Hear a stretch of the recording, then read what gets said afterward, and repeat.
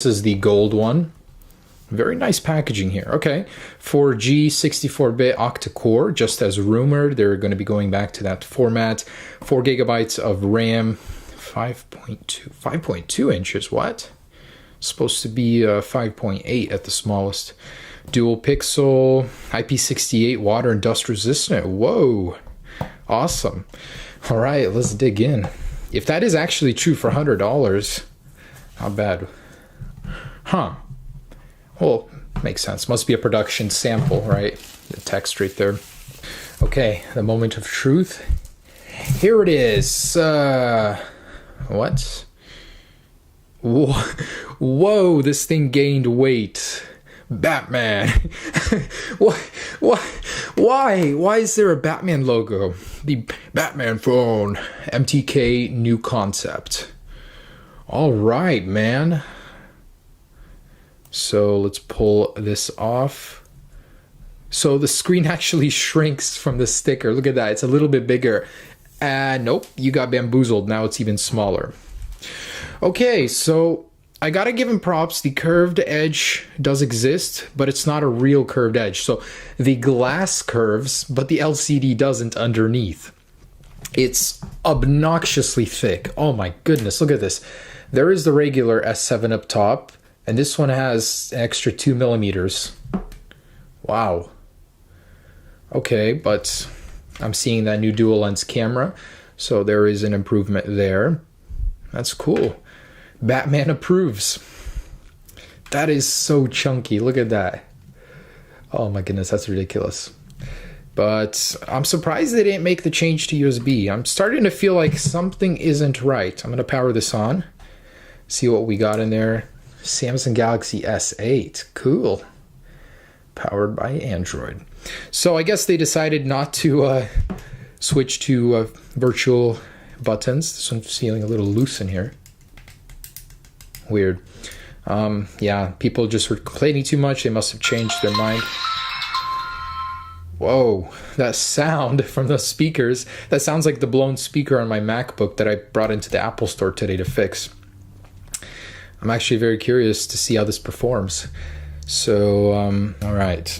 So compared to the S7 Edge, not too much smaller. This thing is actually just about the same size as the S7 standard, but it now has a curved display on the front.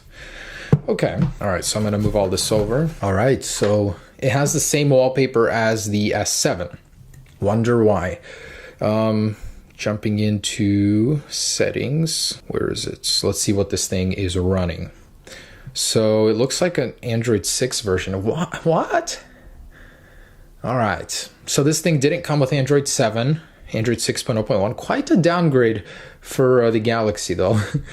All right, what else? Let's connect to Wi-Fi, see what's really going on here, get some benchmarks going. All right, so I've been playing around with it for a little bit, and I'm honestly a little bit impressed. The quality of the software, the animations is pretty dang good. So the Edge display here actually works almost as it would on an Edge model. This model isn't supposed to have it as it's not the Edge. But there it is. You can add your own shortcuts. That's pretty cool. You've got your news page over here.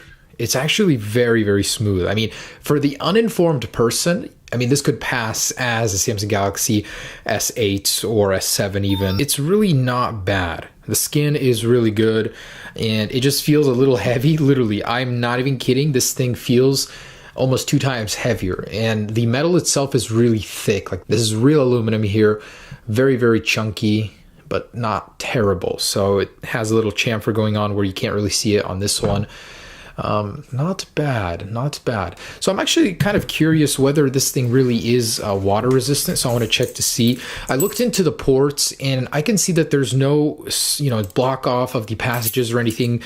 I feel like it's not. It's really just like any other standard one. So I'm gonna actually pop the SIM card out. Usually if there's a seal in here, you can tell, and as you can see, there isn't.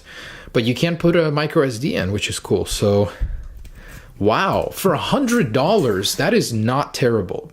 So I actually downloaded Antutu, so let's take a look at the specs compared to a S7 even. It should be better, right? Man, that takes an eternity to launch. let's look at the info. So it is indeed running Android 6.0.1, the Mali 400 GPU. I've seen worse. This is actually a pretty good resolution display considering it is a fake. 4.9 megapixels. Those lying bastards. Online, they always advertise it to be way more. Taking a look at the listing, I can see 3 gigabytes of RAM is advertised, 64 gigabytes ROM storage, 64-bit octa-core. So they seem to be pretty accurate. Even the display size is accurate. Usually they advertise something completely different. So what I'm seeing actually for RAM is actually 1 gig. So they were lying about that. It's not 3, it's 1. Those bastards. System storage, 2 gigabytes. Wow, I feel fooled. All right, so that's what we're looking at.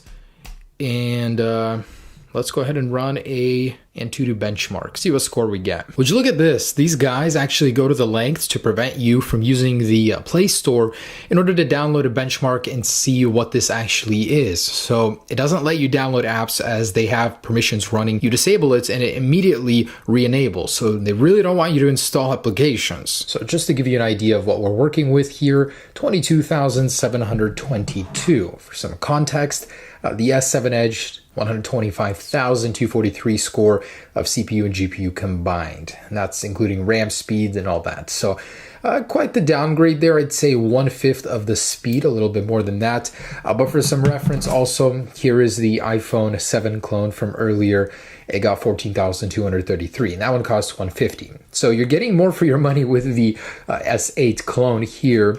It actually feels quite good. It's optimized well. I got this thing to work with all the other pages you just swipe over here. So it emulates Samsung's OS very well.